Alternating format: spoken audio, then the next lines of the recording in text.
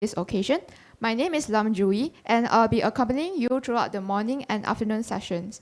Before we get started, I would like to mention and thank you the sponsor of the event, Shack Hub Sendirian Berhad, YTL Foundation, Frog Asia, and Auto City for supporting us. Ladies and gentlemen, the talk will begin shortly. Please take a seat and make yourself comfortable. All right. The first talk will be given by Dr. Kevin Kueh Junyi, and the title of his talk is Researching for the Stars, a Career in Astronomy. Dr. Kevin was born and raised in Penang and is the alumni of Penang Free School. He completed his PhD at the International Center for Radio Astronomy Research at Curtin University. He then spent some time as a postdoctoral researcher at Dark Cosmology Center, part of the Niels Bohr Institute at the University of Copenhagen, Denmark. Now based at Academia Sinica Institute of Astronomy and Astrophysics in Taiwan, he is a key member of the Event Horizon Telescope collaboration, which successfully captured the first ever images of a black hole. In his talk, Dr. Kevin will cover some questions you probably have in mind when you hear the word astronomy. He will be covering questions such as what does an astronomer do? Is a career in astronomy suitable for you? And what does it take to become a professional astronomer? He will be sharing some of his experiences as an engineering graduate turned astronomer. Without further ado, let's welcome Dr. Kevin to begin his talks.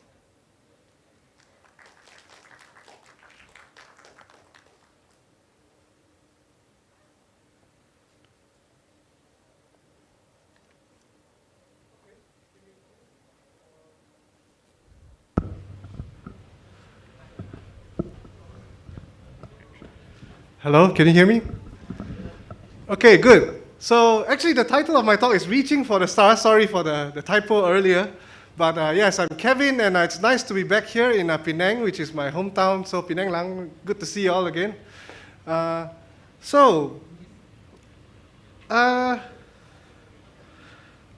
guess everyone here already knows what is astronomy, right? Anyone here who's interested in astronomy or is thinking about pursuing astronomy as a career? Anyone? No? Maybe? Yeah. As we know, astronomy is actually it is the oldest science in the world. We know the ancient civilizations have been, doing astronomy for a long, long time for humans. And, just because people look at the stars, look at what's out there, and they're curious about what's out there, right? But, today we see astronomy as a kind of a very something that's far out, they're far away, who cares about these things? But actually in the past, astronomy was actually very critical for human survival, right? If you watched Moana, you can see, remember they used astronomy for navigation, right? And in the past, astronomy was actually very critical for agriculture, right? They look at the seasons, the positions of the stars or whatever, or the sun, whatever seasons, calendars that they have were all derived based on astronomy, right? And that was critical for getting food to the table, right? If they want to know exactly when is a good time to harvest and not, and all this. Okay, but unfortunately, astronomy has also been exploited by, people who are not so good, right? The colonizers, some of the Europeans, sometimes they would go and colonize some of the Aboriginal people in certain countries, maybe in South America, and because they had a good understanding of astronomy, they knew when an eclipse was going to happen. They can tell the locals, right, you need to give us all your food, right? If you don't provide supplies to us, your God is going to eat up the sun or eat up the moon or whatever, and then, you'll be in big trouble, right? And precisely, during that time, the eclipse happens, and then they can, the people get scared. So unfortunately, astronomy has been used for both good and bad.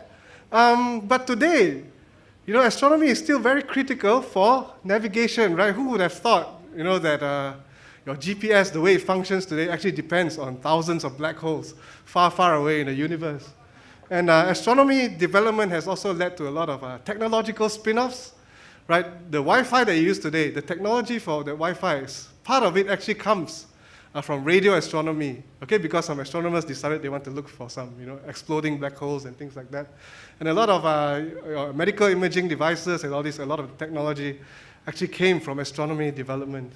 Okay?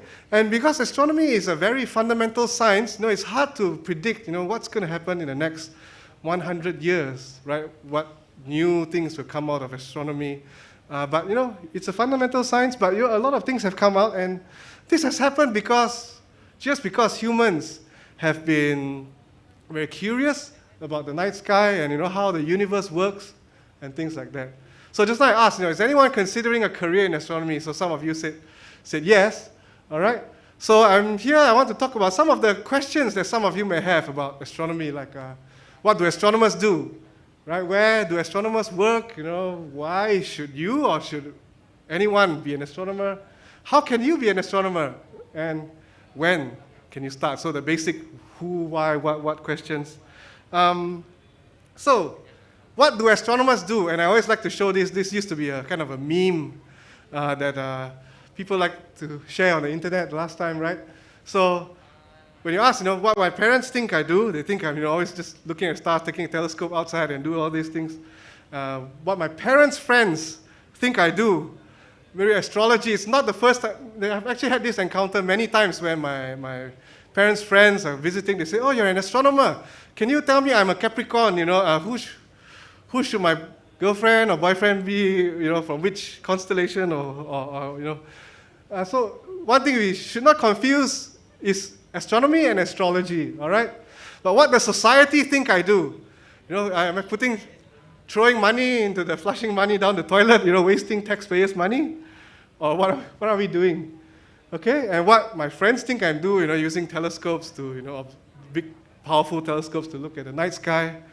Now, what do I think I do? Okay, I hope or I wish that I'm kind of answering some fundamental questions about the universe, right, as an astronomer.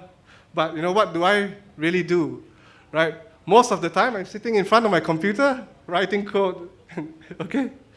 But jokes aside, so what do astronomers do? It depends what kind of astronomer you are. You have astronomers who are doing a lot of observations, using telescopes, whether in the space or telescopes on the ground, to observe objects in the sky. Different wavelengths, from radio all the way to gamma rays, X-rays, even gravitational waves. Of course, you also have people who are working more on the technical side, maybe engineers or instrumentalists who design or build telescopes. We also have, on the other end, the theorists who don't do any observations typically, but they deal a lot with equations. They derive formula, or these days, what they do is numerical simulations. You use computers, powerful supercomputers, and spend weeks and months of computing time just to calculate how maybe gas falls into a black hole or things like that. Okay, on the other hand, you also have people doing astronomy communication, which is something like what I'm doing now, or what people out there, or they like to do, which is telling the public, telling school students what astronomy is like, what they're doing. So that's another part of what astronomers do as well. And if you're not so much into the hard science, there's also the social science aspect of astronomy, and we do have Malaysians who are involved with this as well, studying cultural astronomy, how ancient astronomers or ancient civilizations or people, or maybe even in Aboriginal cultures, how they look at the stars and sky and how they understand all these things. Okay, so what do astronomers study? All kinds of things, from planets in our solar system, or the sun, or maybe stars and planets far, far away in other solar systems. We look at the life cycle of stars and suns, look at how stars are born in gas clouds and how they die in explosions and all kinds of weird and very interesting events. Of course, if you're interested in things that are far, far away, we have astronomers who also study galaxies, which are collections of billions of stars.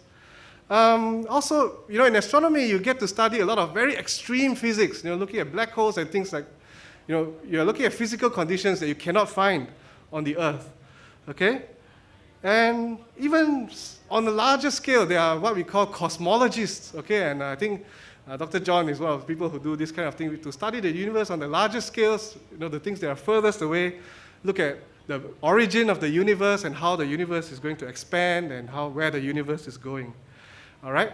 And also there are astronomers who actually are interested to search for life outside of our own planet, right? In other moons, planets, perhaps in other star systems, and to answer this question, are we alone in the universe? Okay? So typically, what does an astronomer do, right? What do we do in a typical year? And I hope the words are not too small. So a lot of it is actually learning. Okay, you never stop learning. You are reading research papers, discussing ideas with your colleagues. We attend what we call journal clubs, which is where we read some of the latest advances in our field, and share and discuss among our colleagues, or attend seminars to listen to talks and things like that. We're also doing observations, right? And that includes actually writing proposals to ask for time to use, for time on the telescope to use the telescope. Okay, and once you observe, you get the data, you want to process the data, and that's where a lot of the programming and things come in. Then once you have your results analyzed, what you want to do is to share your results with other people, whether it's presenting at a conference to your other astronomy colleagues, or writing a paper, a research paper to publish it so that others can read about your work, or actually telling your research to the public. This is very important as well, because as astronomers, most of our research funding comes from taxpayers' money, and we feel that we have to give back to the community, especially to the public who are paying for our research, right?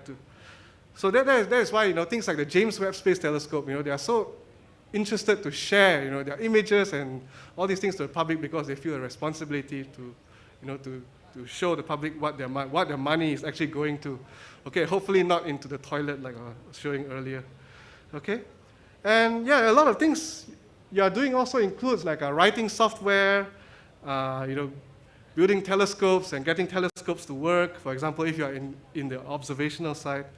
And of course, there's also a lot of administrative work that you have to do, like organizing. So like here, this time we're organizing a conference, or reviewing, or looking at proposals, other people's proposals, or all kinds of administrative stuff. So, and as an astronomer, you do all kinds of things that I put here within a year, right? It's not always just looking at the stars.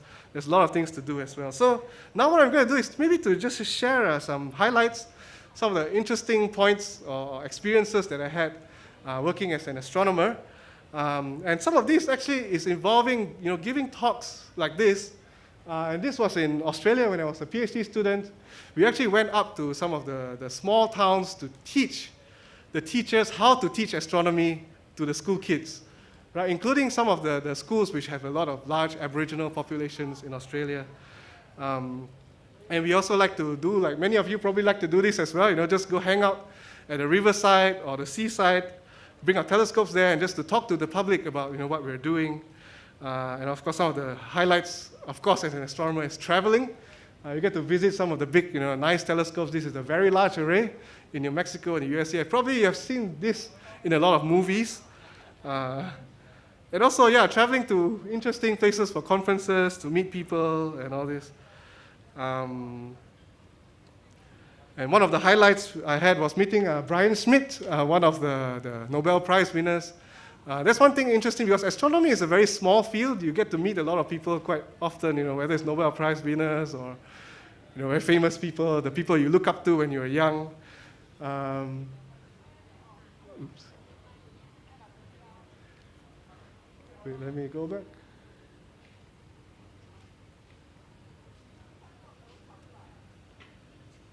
Oh, something went missing, but it's okay.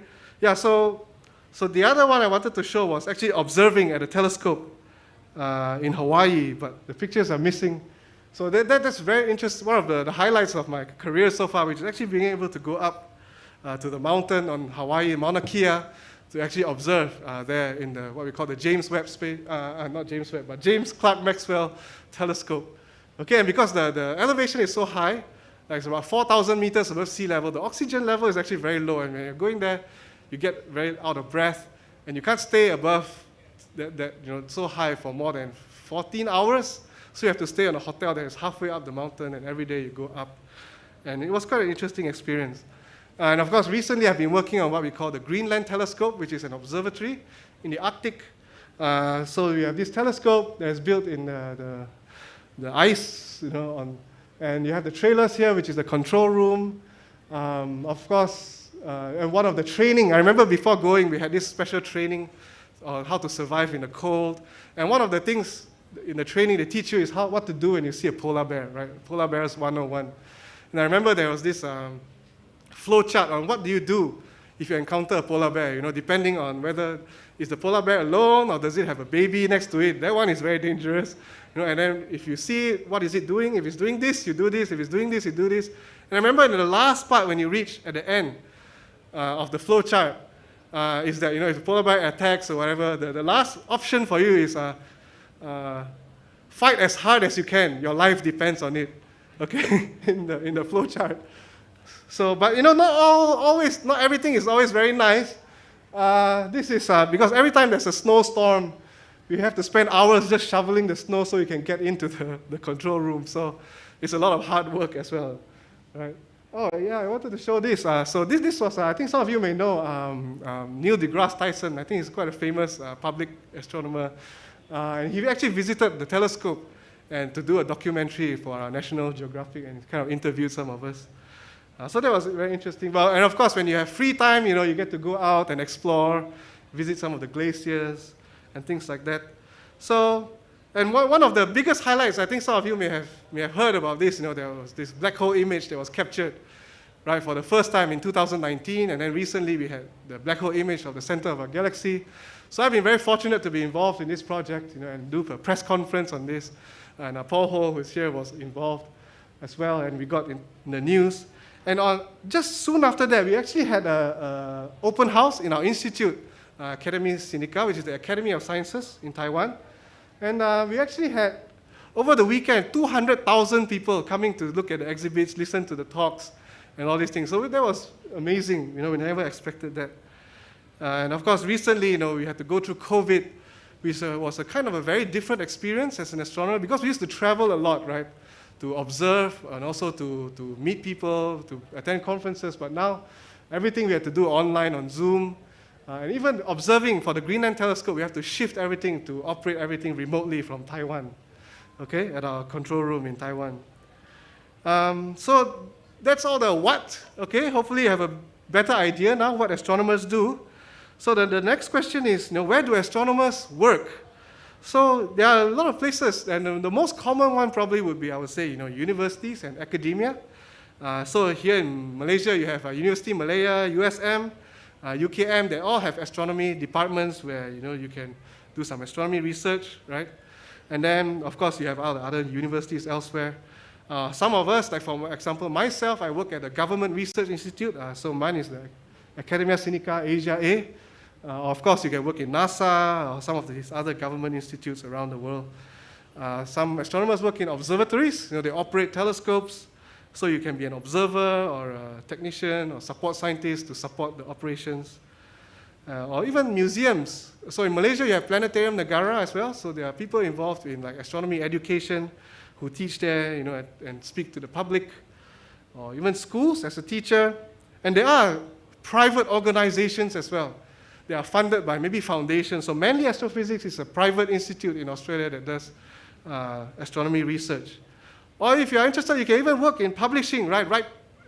To whether it's an astronomy magazine or in a journal. You can work as an editor or writer. And the good thing is, even if you have an astronomy degree or you have a background in astronomy, you don't have to work in astronomy, because the skills that you learn as an astronomer is actually very valuable in a lot of other fields. Because as an astronomer, you work with a lot of data. People are working in data science. Some astronomers, some of my colleagues have ended up working in Google and things like that. Okay, and of course, there's also astrotourism. And some people in Sabah, they're doing this, like bringing people, tourists, to view the stars at night, right?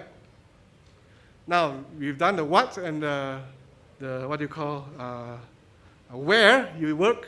Now, why should you or should I be an astronomer, right? Number one, if you are passionate about science, okay, if you enjoy doing science, yeah, you can consider astronomy. Like I said, astronomy is one of the oldest science. Or you have been fascinated by the space and the cosmos since you were young, or many of us are. Consider this, okay? Or if you're just curious about the unknown, and really to this day, you still don't know very much what is out there. Every time you discover something, you find more questions, more things that you don't know, right? And if you want to contribute to human knowledge, astronomy is one area you can do that. Or if you like solving puzzles, solving problems. If you like flexible hours, right? So we don't typically work 9 to 5, so you sometimes work based on when you're observing and things like that. And astronomy is a very, very international organization. If you like working in this kind of very international environment, you might want to consider astronomy. So every week I have meetings with people from the US, from Europe, and all over the world. So it's very, very international, okay? And it's a small international community, okay? And if you want the chance to meet some of the astronomers that you grew up, liking or who inspired you, I think it's a very good chance, that you will meet them somewhere at a conference or something like that, okay? Or if you like traveling, especially to exotic places, because all our telescopes are always built either in the desert or high up on the mountain, or a place where it's far from light pollution and the city. So if you like going to exotic places, visiting telescopes, maybe consider doing astronomy, right? And you get paid to go there, right? You don't have to pay yourself, usually, right? Okay, now why shouldn't you be an astronomer? Okay? Number one, if you don't believe in science, right? If you are very sure and you know for a fact that the Earth is flat, then maybe you should not consider being an astronomer, okay? Maybe you're just not interested in astronomy. You may love science, but maybe you're more interested in biology or some of the other things. So passion is very important, we find, if you want to do, especially when you are going through all the hard times, the challenging times. Sometimes it's a passion for that subject that, helps you to go through. So if you like science, but maybe not astronomy, then maybe consider doing whatever you're passionate about, okay?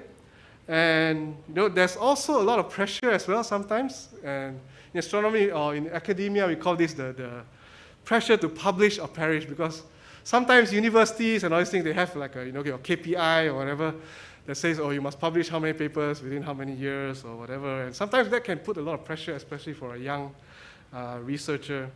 If you want job security, I can tell you that sometimes that's very hard to come by as an astronomer. A lot of us are working contract jobs, every 3 years, or sometimes even 2 years. Every year, by the time you get a new job, right, you work 1 or 2 years, you have to start looking for another job already, because they're always typically a contract job, especially, like I said, early in your career before you get a full-time job, okay? Or maybe some people, they love astronomy, but they actually just enjoy doing it as a hobby. If you like stargazing and all this. But like I said, probably most of my time I actually spent in front of the computer, writing programs or writing papers and things like that. So maybe you just want to consider doing astronomy as a hobby. So it's up to you, right? Now, this one is very important. You shouldn't be an astronomer if you want to make a lot of money, okay? Now, because astronomers, we don't make a lot of money. And I can tell you that a lot of my course mates, my classmates with the same age that I graduated at the same time, they're probably earning double, triple my salary right now, okay? But what I get to do is, every morning I get to go to office and enjoy what I'm doing. So I guess it's what you guess, what you think is important.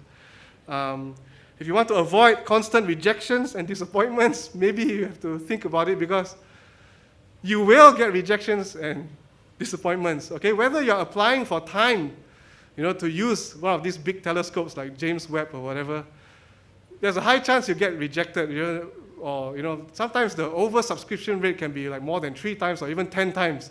That means 10 times the hours are requested on the amount of time there is in a day, right? And whether you're writing papers or publications or asking for money to pay for your research, you will go through a lot of rejections. So you have to be, have a kind of a tough, And this is also something I experienced, as an astronomer. Sometimes there is this blurring between, especially when you're doing something you like, right? Things get blurred between what is really work, what is really your personal life. And, sometimes it's hard to control, and you have to, If you don't like this kind of situation, this is work, you like things to be, compartmentalized in your life, then maybe, this is something that you want to consider. And if you prefer not to move around, because generally a lot of astronomers, they move around. So I've worked in Australia, Denmark, Taiwan, And to be honest, I've never actually chose to move to these countries. Okay, I moved there only because the job is there and I got the job there. Okay, so yeah, if you prefer to stay in one place, probably it's a bit harder, okay? So how can you be an astronomer, right? At a young age or as early as you can, get into science, math, programming. Programming is so important these days because we don't go to telescopes and look at the telescope through the eyes anymore, right? Everything is done by computers now, whether it's controlling the telescopes, moving it around, or processing the data, everything is related to programming. Okay, and not only that, your soft skills are important, communication, right? Telling people about your work, reading and understanding other people's work, that's very important as well. So hope you can, you cannot learn all these things in, one day or 1 year. You need to cultivate it as you, grow. When you're young, take every opportunity you have to join all your astronomy clubs, your USM Astronomy Club and all this. And it actually looks good on your CV next time when you want to apply scholarships as well. It shows your interest and your initiative, right, to join all these things. Of course, if you are in a university, take courses in physics, astronomy, or engineering. Also, now very important, statistics. Machine learning is becoming very important in astronomy as well. So John Su here is an expert on that, so if you're interested, talk to him. And some universities or some places in the world, they offer summer studentships. They ask you to go there, pay you for a few months to do some research. If you can find these opportunities, please go ahead. They are very, very useful. In our institute, we do that as well. And there have been previous students at USM who actually went there and did their summer studentship there in Taiwan as well. And one thing I found that is very, very important, perhaps even more important than your CV and your achievements, your grades, I think it's networking. Okay, which is why you come to an event like this, don't be scared to go talk to me, talk to people, astronomers, and build your networks. Who knows, one day you might be actually working for them in the future, right? And once you go to finish your bachelor's degree, you want to, typically for an astronomy researcher, you will need to have a PhD. So look around for scholarships to apply for PhD, whether locally or internationally. So a PhD is supposed to train you so that you can do your own independent research. Okay, look online, look for professors that you've heard of who are maybe famous. Don't be afraid to just send them an email, and some of them might reply, some of them might not. I know Paul Ho, he says he always replies his emails, so feel free to email him. Although he's retired now, so I'm not sure if you're still taking any students, but yeah, feel free to contact people that you find online that you might be interested to work with. Okay, now the last one is, when can you start? And I always tell people, it's never too late. Whether you're in primary school, you can already start, reading up as much as you can about astronomy or in school, right? When university, take up all the courses that you need. When I was doing my PhD in Australia, there were actually retirees who are also doing their master's or PhD as well. Some people who are, maybe they were engineers, and then they retired, they say, I got nothing to do. Why not go do a course in astronomy, do a PhD? So it's never too late, even after you're retired, right? It's never too early, never too late. Okay, and I myself, so how much time do I have left, actually? 2 minutes, okay. So I myself, I consider I'm a late starter, right? I grew up in Penang, and typical Malaysian kid, right, will never say that I want to be an astronomer. Or maybe you would, but later when it's time to choose. Most of us will not choose astronomy as a course, because we think, we want to get a job. Better do something that's more practical. So I actually studied engineering, like what a lot of Malaysian kids do, or what our parents tell us to do, right? Either engineering, doctor, lawyer, one of these, right? But so I ended up doing engineering, and I realized how much I hated engineering when I was in university. But I thought, okay, I'm not going to work in the industry, but I like doing research, I like teaching, so okay, I'll go to academia. So I actually did some study. For my master, I studied remote sensing, which is studying how satellites, radar satellites, when they transmit and reflect radio waves of the rice fields. You can actually use this to predict the yield of the rice fields based on the amount of waves that are scattered back to the radar. So after I finished my master's, I taught in Utah for some time. And then I realized, again, at that time, if you want to be teaching something, you really have to be passionate about what you're teaching. And that's when I decided, okay, let's go do my PhD, study something that I'm really passionate about, and do astronomy. So I did apply for a scholarship and got a scholarship to do my PhD in Australia. And that's how I ended up becoming an astronomer, studying black holes and all this eventually. So the great thing is, I'm not the only Malaysian who has done this. There are actually many, many Malaysians who are now doing astronomy all over the world. And this is just a small fraction of them that I show.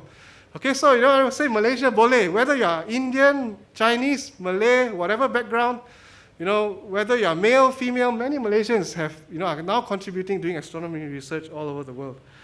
And and that's why we are having this GMAC team. We are gathering all these Malaysians, right, to do all this. And the even better news is that many of them, some of us are actually here in Penang today, and you will see some of them later tonight. Not all of them are here. Dr. Jing Yi will be giving a talk in the afternoon. Tam Choi Yong, who is retired, but I'm not sure he's coming today. But he used to work in Oxford and Cambridge, and building telescopes, some of the biggest telescopes in the world. Dr. Chong, I think he's very famous. I think everybody here knows him, right? I think you'll see him later. Dr. John is here as well, who's organizing the whole thing here in Penang. So feel free to go talk to them. I think astronomers are very friendly people. I think most of the time, right? Imdad, are you here? Hi Imdad. So she is doing a PhD under John Su. And so she in here at USM. So for those who are interested, you don't have to go far away. Even in Malaysia, you can study astronomy. Talk to her about how it is to work as a student here in USM and what she's learning. Dr. Suk Yi is working in Australia now, and she'll be coming tonight, joining the stargazing, coming for tonight's sessions.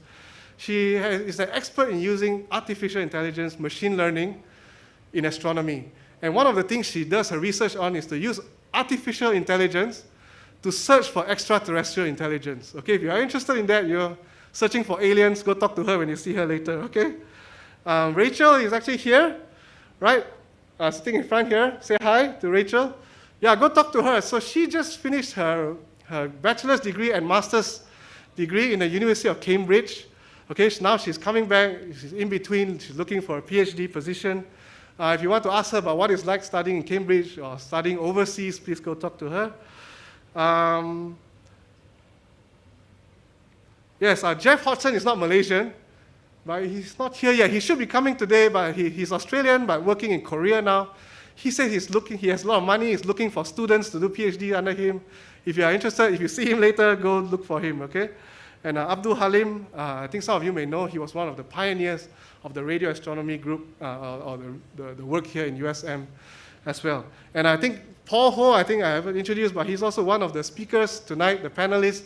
He is a very famous, person. He was working in Harvard University before, also at University of California, Berkeley, and now he's the director of the East Asian Observatory. And so, feel free to talk to him, to ask him about what astronomers actually do. And I hope I didn't exceed my time, but whether you become an astronomer or not, I wish you all the best in your own journey and your own adventure. And yeah, so thank you for your time. So thank you, Dr. Kevin, for the incredible and detailed talk. So now I would like to open a Q&A session for all of you. So please move to your left or right if you have any questions. Oh, yes.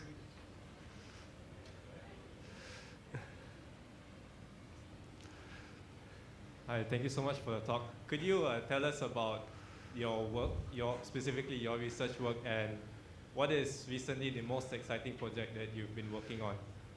Okay. Thank you for the question. Yeah, so of course, I think I've been very fortunate to be involved in what we call the Event Horizon Telescope project. So that is what I've been spending most of my time on for the last, I think, 5 or 6 years in Taiwan. So what we're doing is we're trying to use telescopes, all over the world and combine them to form a telescope the size of the Earth. So you get very high resolution, right?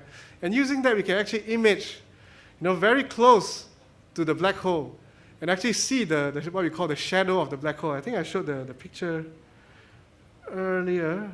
Let's see if I can. Yeah. So that's what I've been working on, right? This one. Oops. Yes, this one. So yeah, recently we managed to capture this image. So for the first time, right, we actually see what a black hole looks like, and it was in the news for quite a bit. So we are very happy with the impact of the results of our work. Yeah, that's what I'm mostly working on now. Yeah. Yeah, of course, feel free to come and chat to me about this after this if you're interested. Any other question?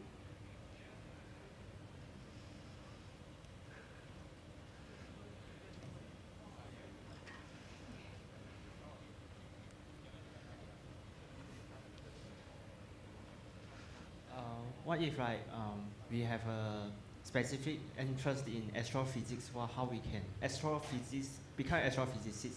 How we can pursue this in this field? Okay, yeah, so I use the term astronomy a lot, right? I say astronomy. So astronomy is kind of a very general term which includes, for me at least, when I use astronomy, I include astrophysics as well. Actually, most of the work in astronomy is in astrophysics. Of course, there are other work on, for example, the cultural astronomy, and also what we call astrobiology, studying how life could form on other planets, and also astrochemistry as well. It's kind of a growing field to study all the chemicals that you find out there in the universe, or maybe organic molecules and things like that. So for astrophysics, I think probably, what you want to do is to focus more on the physics side, right? So make sure, you'll be good. It's useful to have very good mathematical skills, be good in math, especially, and also in the physics, understanding concepts, and things like that. So probably a lot of the tips or the things, the suggestions that I gave would apply to astrophysics as well. Yeah.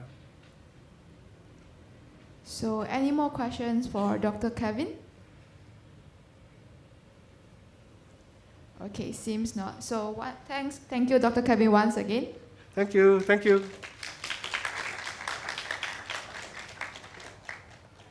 Okay, ladies and gentlemen, the next speaker is Encik Muhammad Zulkifli bin Muhammad Yusof, and he will be talking about Pusat Falak Sheikh Tahir in the astronomy community education and research, impact and future trajectory.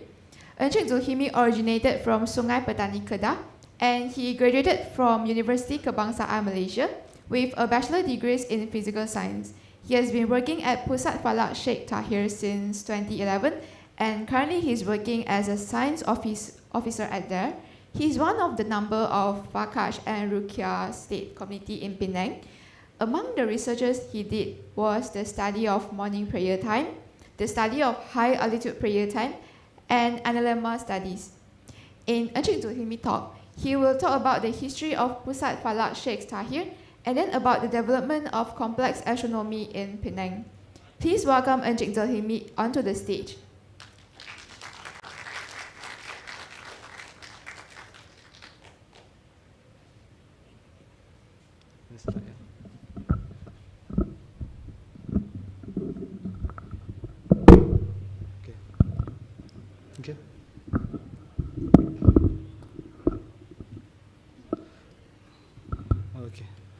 Assalamualaikum, selamat pagi. Okey, saya akan present dalam bahasa Melayu.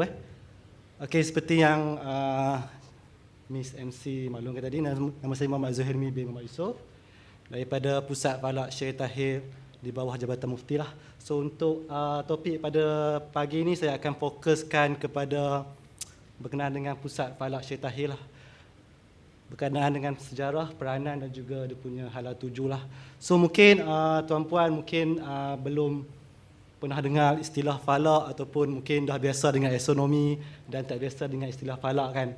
Sama macam saya juga, mula-mula masuk mungkin agak terkejut juga apa sebenarnya falak tu. Mungkin sebelum ni pernah dengar astronomi kan, pernah belajar, pernah study. And then kemudian bila ditugaskan sebagai pegawai sains di Pusat Falak Sheikh Tahir, first time saya dengar istilah falak tu. So sebelum ni memang tak pernah dengar lah. Tapi actually mungkin kebanyakan daripada kita mungkin pernah dengar tapi tak faham. Tak faham apa itu falak. Kan? Sebenarnya falak ni kalau kita translate kan ataupun kita tukar, dia akan jadi lebih kurang macam astronomi Islam lah. Astronomi Islam. Dia lebih memfokuskan kepada kajian ataupun pemerhatian berkenaan dengan objek langit seperti bulan, matahari untuk disesuaikan dengan ibadat ataupun ibadah umat Islam lah. Contohnya macam waktu solat. Waktu solat umat Islam berpandukan kepada kedudukan ataupun posisi matahari dekat langit kita, betul tak? Dan juga waktu ataupun penentuan awal bulan Islam. Penentuan awal bulan Islam berpandukan kepada new moon sighting. So berpandukan kepada objek samawi iaitu bulan. Begitu juga dengan kiblat. Penentuan arah kiblat untuk kita menghadap untuk mengerjakan solat berpandukan kepada arah Mekah, di mana yang tu pun salah satu cabang daripada ilmu falak. So sebenarnya ilmu falak ni sebenarnya berkaitan rapat dengan astronomi. Okey, saya sebenarnya ditugaskan di Pusat Falak Syekh Tahir ni sejak tahun 2011. Lebih kurang dalam almost 12 tahun jugalah. So mula-mula tu mungkin agak terkejut juga. Mungkin macam zero lah pengetahuan berkenaan dengan falak ni. Sebab kita background daripada fizik kan. Daripada fizik kemudian masuk falak. Sebenarnya dekat Pusat Falak ni dia tak mainly fokus dekat falak lah. Dia lebih kepada educational, research dan juga sebagainya lah. So untuk hari ini saya akan mungkin cerita sikit berkenaan dengan background berkenaan dengan Pusat Falak, sejarah Pusat Falak, kemudian peranan Pusat Falak, kemudian akhir sekali saya akan fokuskan kepada hala tuju lah, pembangunan Pusat Falak. Okey.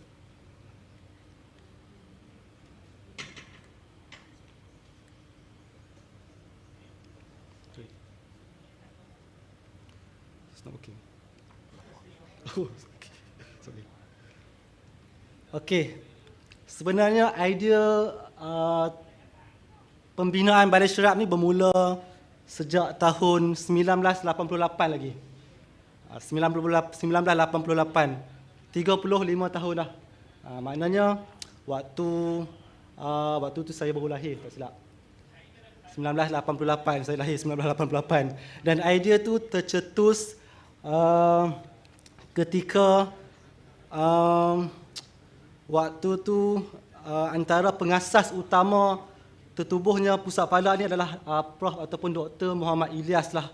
Dr. Muhammad Ilyas iaitu salah seorang tokoh falak lah Pulau Pinang, berasal daripada USM juga, yang mencadangkan supaya ditubuhkan ataupun dibangunkan satu pusat falak ataupun pusat astronomi Pulau Pinang yang juga merupakan balai cerap yang pertama sekali di Pulau Pinang dan mungkin juga di Malaysia. Okey, dan sebenarnya lokasi balai cerap ni kalau kita dapat lihat, dia berada betul-betul di bahagian barat Pulau Pinang. Dan asalnya dia hanyalah sebuah platform untuk melihat anak bulan. Asalnya tempat untuk melihat anak bulan. Okey, iaitu untuk mencerap anak bulan Ramadan, Syawal dan juga Zulhijjah bagi penentuan awal bulan Ramadan untuk umat Islam berpuasa dan juga hari raya haji dan juga hari raya puasa. Okey. Dan jaraknya yang agak kata jauh daripada city center, daripada Georgetown, di mana kedudukannya sangat strategik, bebas daripada orang kata pencemaran cahaya dan juga menghadap ufuk barat yang clear. So tempat ni disarankan untuk dibangunkan satu bangunan yang lebih proper lah. Okey. Okey, ni dia punya macam mana kronologi lah. Kronologi terciptanya, tertubuhnya Pusat Falak Syekh Tahir. Dan Pusat Falak Syekh Tahir ni dirasmikan ataupun dibuka secara rasminya pada tahun 1991 bersamaan dengan 9 Oktober 1991, iaitu hari Rabu, 1 Rabiul Akhir 1412. Kalau tuan-puan boleh lihat dekat depan ini adalah gambar mula-mula sekali Pusat Falak Syekh Tahir dibuka. Waktu ni memang agak orang kata agak kosong lah, agak kosong. dia hanya ada satu bangunan balai cerap sahaja. Dan di sebelah itu adalah kita punya governor lah, ataupun TYT yang ke-6, Tun Datuk Seri Dr. Haji Hamdan bin Syed Tahir, yang telah merasmikan Pusat Falak Syed Tahir. Okey, ini adalah image ataupun gambar Pusat Falak Syed Tahir yang sekarang lah. So kita boleh lihat banyak perubahan ataupun pembaharuan lah yang dibuat dalam tempoh 34 tahun ni. Walaupun Pusat Falak Syed Tahir ni antara ataupun pusat falak ataupun balai cerap yang paling tertua lah di Malaysia, tapi dari segi orang kata fungsi dan juga peranan balai cerap ni kita tak boleh nak petikaikan lah. Banyak sumbangan balai cerap ni yang telah kita digunakan ataupun dikembangkan ataupun diberikan kepada masyarakat khususnya. Okey. Dan kita juga kalau tuan boleh lihat dekat papan tanda tu, kita juga tukar ataupun ubah nama Syed Tahir ataupun pusat falak ni kepada Syed Tahir Astronomical Center lah, untuk kita nak komersialkan lagi nama pusat falak Syed Tahir ni. Maknanya kalau tuan-puan kalau lalu kat pusat falak tu, mungkin kalau tuan-puan lihat pusat falak tu, tuan-puan mungkin tak dapat gambaran kan apa sebenarnya fungsi ataupun apa sebenarnya pusat falak ni kan. Tapi sebenarnya pusat falak ni sebenarnya dia sama juga dengan pusat astronomi, cuma orang kata apa tu, asal penubuhan itu bermula daripada, orang kata tujuan asal itu bermula daripada, orang kata tempat untuk melihat anak bulan. Untuk melihat anak bulan. Tapi kemudian dikembangkan kepada, orang kata lebih meluas lah daripada segi dia punya fungsi dan juga peranan lah. Okey. Dan lokasi di Pantai Aceh, balik pula kawasan paling barat, dan berketinggian 40 meter, merupakan balai cerap yang agak tinggi lah. Okay, dan keluasan lebih kurang 1.62 ekar. Kalau tuan-puan nak ke sini, bolehlah search dalam Google ataupun Wish Syed Tahir Astronomical Center lah. Okay, dia akan direct bawa tuan-puan ke sana. Okay, kalau kita lihat dekat map ni, okay, Syed Tahir Astronomical Center berada di kawasan yang paling barat lah, di paling barat negeri Pulau Pinang. Okay, so sesuai untuk tujuan pencerapan anak bulan lah. Sebab pencerapan anak bulan ni dia memerlukan kawasan yang bebas daripada halangan ufuk barat. Okay, kita melihat anak bulan di bahagian ufuk barat ketika matahari terbenam. Okay.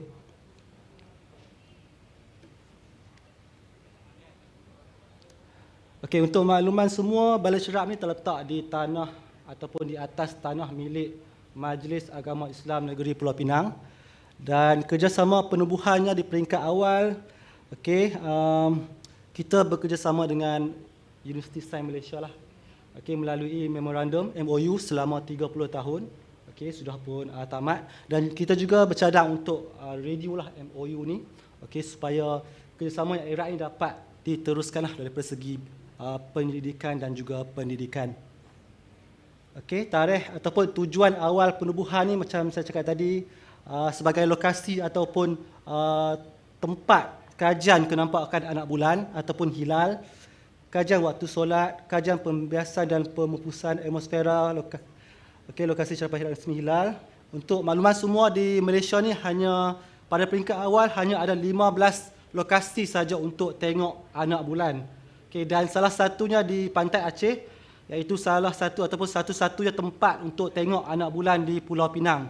Kemudian bilangan lokasi ataupun bilangan untuk melihat anak bulan bertambah. Okey, sehingga ke hari ini tak silap saya lebih kurang 30 lokasi melihat anak bulan di Malaysia. Dan di Pulau Pinang, Pantai Aceh ataupun Pusat Falak Syed Tahir ini adalah salah satu ataupun satu-satunya tempat untuk mencerak anak bulan di Pulau Pinang. Okey, dan sejak 2007 Pusat Falak Syed Tahir diletakkan sepenuhnya di bawah Jabatan Mufti Negeri Pulau Pinang, di bawah bahagian falak. Sebelum 2007, Pusat Falak Syed Tahir ini sebenarnya satu bangunan yang ditadbir oleh Jabatan Agama Islam dan juga USM dari segi penyelidikan lah, dan dia juga tiada permanent staff. okey, permanent staff di situ. Dan sejak 2007, selepas kita pindahkan ataupun kita letakkan pusat palak ini di bawah Jabatan Mufti Negeri Pulau Pinang, so kita tempatkan beberapa staf lah di sana untuk menguruskan pentadbiran pusat palak Syekh Tahir ni. Okay, kita boleh lihat di sana ada beberapa fasiliti lah yang kita sediakan, terutama sekali kubah cerapan lah. Dan kubah cerapan ni pun kalau tuan boleh lihat, ini sudah berusia lebih 20 tahun lah. Dan kita pun sudah tukar kubah cerapan ni dengan yang lebih baru lah. Dan dalam proses pemasangan kubah cerapan jenis skop dome 4 meter. Okey, ini plan asal pusat palak. Dia terdapat 4 level lah, di mana yang tingkat pertama sebagai orang kata rumah tamu. Kemudian level 2 dia ada exhibition center space. Kemudian tingkat ketiga bilik pegawai, kemudian kita ada hall ataupun dewan syarahan, dan atas sekali terdapat pelantar cerapan lah, ataupun dataran cerapan yang boleh memuatkan hanya lebih kurang dalam 40-50 orang. So pusat palak Syekh Tahir ni secara orang kata basically dia hanya sebuah bangunan yang tak terlampau besar, okey, tapi still boleh menampunglah jumlah pelawat dalam satu masa hingga ke 50 hingga 60 orang lah. So kita tak boleh nak orang kata nak tempatkan lebih sampai 100 orang tu kan. Kadang-kadang kalau rombongan tu kita terpaksa buat 2 trip lah, 2 trip. Okey. Okey, ini sebenarnya plan awal ataupun plan keseluruhan tapak cadangan. Kalau kita dapat lihat sebenarnya tapak ataupun keluasan cadangan pembangunan pusat palak ni pada peringkat awal lebih kurang 4 ekar. 4 ekar. Dan bangunan sedia ada yang dekat tengah yang petak tu, okey, hanya sebahagian daripada tanah keseluruhan yang kita dapatlah untuk pembangunan pusat palak. Okey, pada peringkat awal, okey, cadangan tu sepatutnya kita bangunkan secara berfasa. Secara berfasa melibatkan taman-taman astronomi, dan juga kita boleh lihat dekat sana ada marina dan sebagainya lah. Tapi setakat ni kita disebabkan oleh kekangan yang tak dapat dielakkan, so pembangunan ni tergendala. Dan hanya setakat orang kata bangunan pusat palak lah. Okey.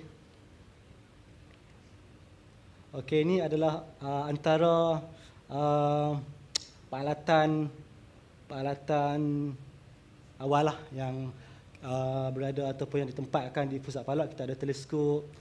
Kita juga ada beberapa peralatan kajian yang lain lah. Okey. Okey, yang belon tu itu di USM lah, waktu pelancaran ataupun perasmian pusat palak Syekh Tahir. Okey, pada peringkat awal, observatory ini sebenarnya bertujuan bagi memenuhi keperluan saintifik lah dalam bidang ilmu falak dan juga astronomi, seperti kajian berkenaan dengan atmosfera dan juga kita punya kajian waktu solat dan sebagainya lah. Okey. Syekh Tahir Jalaluddin. Syekh Tahir Jalaluddin ni adalah nama ataupun seorang tokoh falak lah yang kita abadikan, kita namakan sepenuh pusat falak ni. Dia juga merupakan seorang tokoh falak yang banyak membantu perkembangan ilmu falak sebenarnya di kawasan Nusantara kita. Dan antara sumbangannya adalah kita boleh lihat memperkenalkan kaedah kiraan dan juga panduan falak untuk menentukan hitungan waktu solat dan juga kiblat lah yang kita guna sekarang. Okey, itu sedikit latar belakang ataupun sejarah berkenaan dengan pusat falak. Okey, seterusnya saya akan terangkan berkenaan dengan peranan lah pusat falak dalam perkembangan ilmu astronomi dan juga falak di Pulau Pinang secara amnya. Okey, kalau kita dapat lihat, pusat falak ni sebenarnya antara orang kata pusat ataupun lokasi perkembangan ilmu falak yang terulung ataupun yang pertama di Malaysia lah. Kalau kita dapat lihat, kemunculan pusat falak ni banyak memberi idea ataupun sumbangan ataupun orang kata hala tuju perkembangan ilmu falak dan astronomi di Malaysia. Kita boleh lihatlah percambahan balai cerak khususnya di Pulau Pinang. Okay, saya dimaklumkan terdapat lebih kurang 10 balai cerak di Pulau Pinang buat masa sekarang. Okay, termasuk juga balai cerak private ataupun individu. Okay, kalau kita boleh lihat dekat depan ni, bermula daripada pusat palak Syekh Tahir itu sendiri. Okay, kemudian kita ada lagi balai cerak yang lain. Saya tak pasti sama ada balai cerak ni stay berfungsi ataupun tidak. Kalau kita boleh lihat, di seluruh Pulau Pinang, kita boleh lihat ada saja balai cerak. So, ini satu orang kata perkembangan yang menarik lah. So, dia adalah salah satu orang kata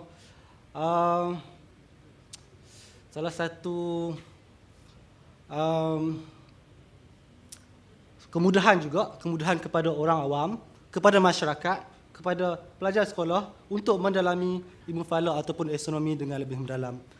Kita ada di bahagian Bukit Mutajam, ada 2 buah balai cerak. Okey, termasuk di juga sekolah-sekolah lah. Sekolah-sekolah pun banyak yang ada balai cerak sebenarnya. Okey, termasuk saya dimaklumkan yang ke-11 oleh Dr. Chong di BM High School, cadangan untuk membina satu balai cerak. Okey, dan TYT Tun pun sudah setuju dan difahamkan tabung pembinaan pun dah mencecah 1 juta. 1 juta. So ini satu perkembangan yang menarik lah,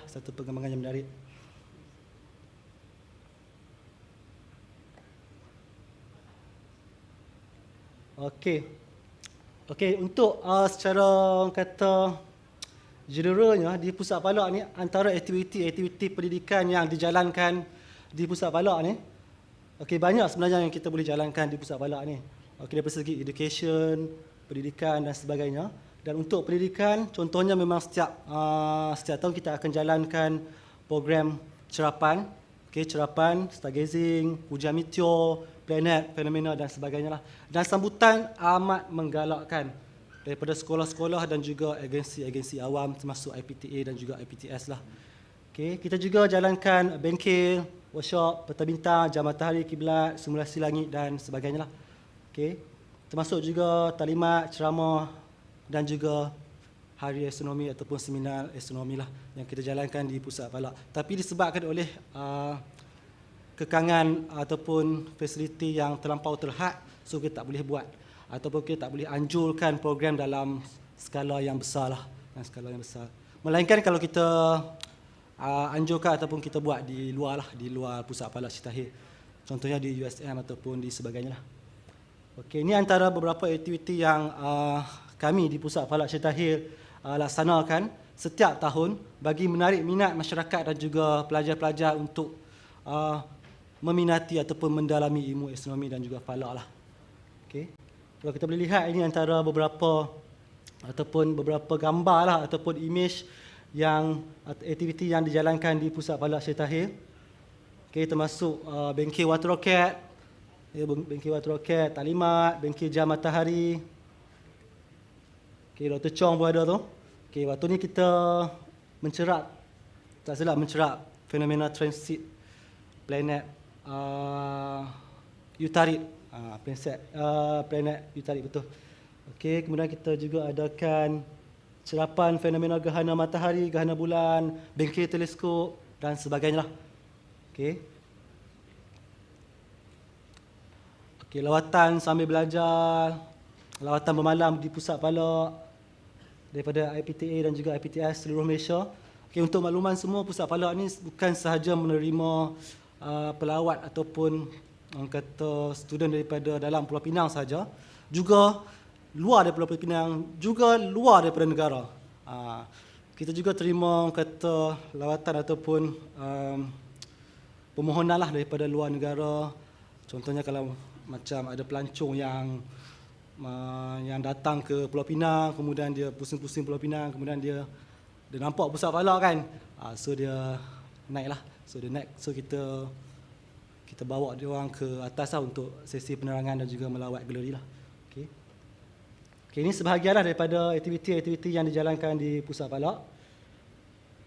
Okay, kita juga jemput pakar-pakar ataupun orang kata tenaga pengajar yang berkebolehan tinggi lah. Dr. Chong, Sikit Lim dan ramai lagi lah ke pusat falak.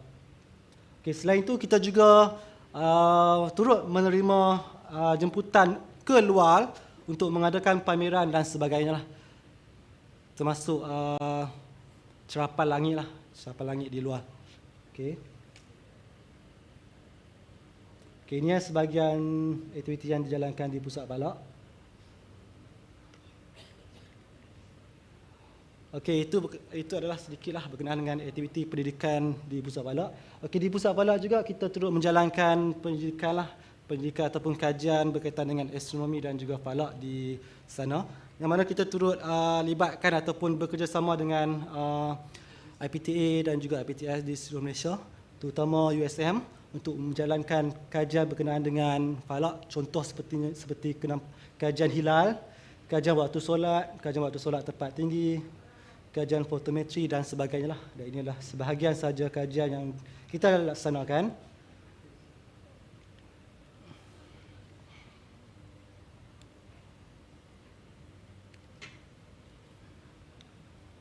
Okey, contohnya macam gambar dekat depan ni, tuan-tuan boleh lihat lah. Okey,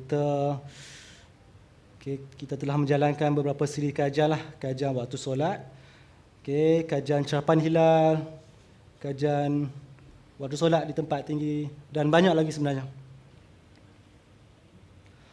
Okey, macam saya cakap tadi, kita juga dalam proses untuk kita mengganti kubah cerapan yang lama. Untuk makluman semua, kubah cerapan yang telah berusia 20 lebih tahun tu mungkin agak ketinggalan daripada segi teknologi dan sebagainya dan tidak berfungsi semaksimum yang boleh lah. Okay, so kita mendapat peruntukan untuk kita naik taraf kubah cerapan yang baru. So kita dah dapat peruntukan dan kita dalam proses akhirlah pemasangan dan dijangka siap selewat-lewatnya bulan depan lah. So kalau ada tuan-puan yang berkeinginan untuk datang ke pusat falak, bolehlah maklumkan dan kita boleh sama-sama lah menggunakan ataupun merasmikan kubah cerapan yang baru ni. Okey. Seterusnya saya akan sentuh sikit berkenaan dengan hala 7 pusat falak lah. So kita ada lebih kurang 5 minit Dr. John. Okey, macam saya cakap tadi, sebenarnya pusat falak Syitahir ni tujuan pembinaan dia, hala 7 pembinaan bola cerap ni sebenarnya sangat tinggilah dia punya hala 7 dah tu. Yang pertama, untuk menjadi pusat pendidikan dan pendidikan ilmu falak dan astronomi yang utamalah dah di negara ini, juga sebagai pusat latihan, pusat astrotourism dan juga sebagai kawasan ataupun lokasi bebas pencemaran cahaya. So dia nak jadikan pusat falak tu sebagai satu lokasi yang astrotourism lah, maknanya tumpuan ramai. Okey. So kalau kita boleh lihat, kekangan ataupun halangan ke arah tujuan ni sangat banyaklah. Yang pertama, kita boleh lihat dari segi kedudukan pusat falak Syitahir itu sendiri berada di lokasi ataupun kawasan yang bercerun. So dari segi pembangunan jangka panjang tu mungkin agak sukar. Kemudian dari segi banyak sebenarnya halangan. Cuma yang utama, yang obvious tu daripada segi lokasi lah. So kami di Jabatan Mufti, kami telah bercadang untuk bangunkan satu kompleks astronomi Pulau Pinang yang baru. Okey, berhadapan dengan bangunan sedia ada. Okey, kalau kita lihat peta dekat depan ni, okey, yang bangunan sedia ada di atas tu. So kalau kita boleh lihat di seberang jalan tu, itu adalah salah satu lokasi cadangan lah pada peringkat awal, dan kami telah pun mendapat kelulusan untuk guna tanah lah untuk dibangunkan satu kompleks astronomi Pulau Pinang yang dijangka akan menjadi pusat astronomi yang utamalah di Malaysia dan antara yang tercanggih lah. Itu peringkat cadangan, dan setakat ni kelulusan guna tanah tu dah kita dah dapat lah. So kita dalam proses untuk kelulusan bajet dan sebagainya lah. Okey. So kita boleh lihat dekat sebelah tu, itu adalah pusat latihan zakat. Ataupun kita boleh utilize jugalah untuk kita punya pembangunan nanti. So kita sebenarnya perancangan untuk still guna bangunan yang lama, sebab bangunan tu kita tak boleh nak roboh ataupun sebenarnya. So dia akan jadi satu ikonik lah, ataupun satu bangunan sejarah ataupun bangunan sebab lokasi dia yang betul-betul strategik. ketinggian dia tu sesuai untuk kajian-kajian berkaitan dengan hilal dan sebagainya lah. Okey, dan kemudahan fasiliti yang dicadangkan, kita akan menempatkan ruang pameran falak dan astronomi, auditorium yang boleh memuatkan 100 orang hingga 200 orang, bilik tutorial, kuliah, bengkel, dataran cerapan yang berkapasiti 1000 orang. So dia lebih upgraded lah berbanding dengan pusat falak yang sedia ada, yang boleh memuatkan lebih kurang 40 hingga 50 orang pada satu masa. Kemudian Planetarium Negara, mungkin yang pertama di kawasan utara. Okay, kubah cerapan 6 meter. Juga peralatan kajian dan cerapan berteknologi tinggi beserta dengan teleskop yang bersaiz besarlah. Okay, kita juga akan bercadang untuk kita bina satu kawasan ataupun taman astronomi lah beserta dengan teleskop radio dan juga kemudahan-kemudahan yang lain. Okay. Okay. Sebenarnya usaha ini adalah bagi merealisasikan kawasan balik pulau sebagai kawasan astrotourism yang utama di negara ini. Kalau kita dapat lihat di kawasan island ataupun kawasan pulau, ini kita boleh lihat di kawasan balik pulau ataupun Balik Daya ni adalah lokasi ataupun satu-satunya tempat dalam kawasan pulau ni yang paling strategik untuk kita majukan sebagai kawasan astrotourism. Kalau kita nak majukan di kawasan Tanjung tu mungkin agak sukar kan disebabkan oleh pembangunan ataupun pencemaran cahaya dan sebagainya. So saya nampak lebih realistik di kawasan balik pulau lah, disebabkan oleh lokasinya yang agak jauh daripada kepesatan bandar dan juga pencemaran cahaya. Dan di situ juga kita boleh lihat kalau di pusat falak tu memang keadaan langit sangat cerah lah, ataupun sangat gelap lah pada waktu malam, bebas daripada pencemaran cahaya di kawasan kota. Dan juga terdapat beberapa balai cerap di situ untuk kita guna ataupun kita jadikan sebagai hub astrotourism lah di kawasan balik pulau. So yang pertama lokasi yang paling ideal, dan pusat falak Syed juga bersedialah menjadi antara peneraju ataupun memainkan peranan penting lah dalam merealisasikan usaha ini. Okay, kalau kita dapat lihat jumlah pelawat ataupun pelancong yang ke pusat falak ni saban tahun meningkat, termasuk juga pelancong-pelancong daripada luar negara. Okay, so saya rasa boleh dilaksanakan jika semua pihak bergani bahulah bagi merealisasikan impian ini.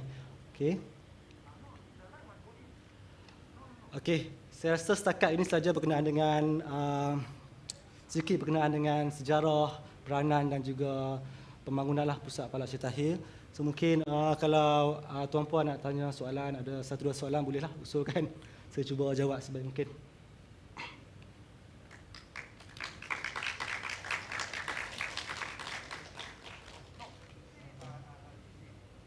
So anyone has any questions?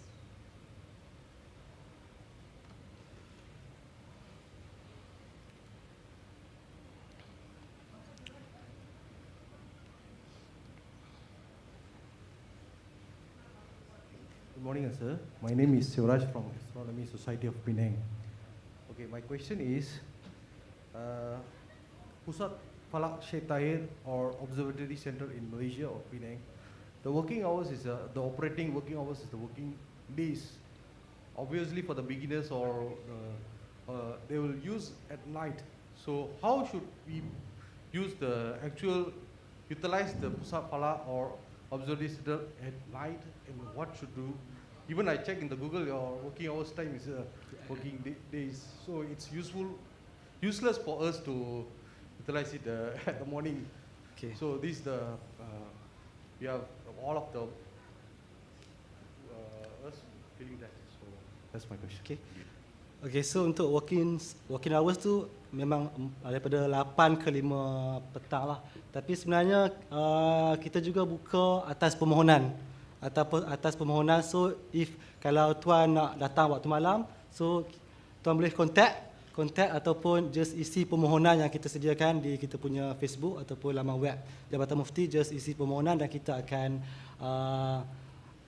alu-alukanlah kedatangan tuan ke Pusat Falak Syed Tahir. So kita sentiasa buka cuma untuk walk in ataupun datang waktu office hour tu tak ada masalah lah. Memang kita sentiasa ada lah di sana untuk tuan-puan utilize lah kelengkapan ataupun kemudahan yang ada di pusat Kuala Syed Tahir. So kalau tuan-puan nak adakan program bermalam ataupun yang datang untuk mencerak by individu ataupun group, so no problem lah.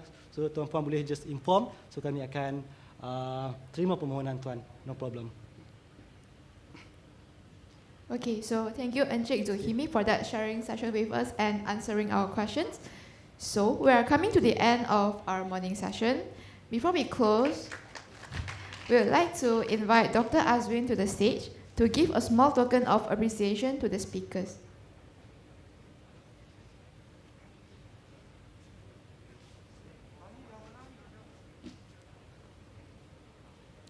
Okay, now please welcome our first speaker of the day, Dr. Kevin, onto the stage to receive the token of appreciation.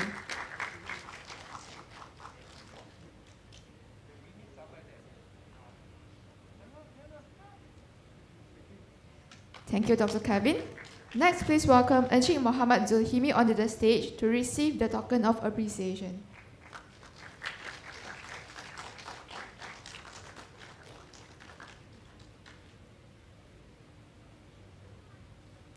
Thank you, Dr. Azwin and Encik Muhammad Zulkifli. All right, everyone. We will have a break now, and the subsequent talks will resume at 3 p.m. You guys may visit the exhibition and the food truck over there while you wait. Thank you for participating in these 2 talk sessions. Hope to see you guys here at 3 p.m. later. Thank you.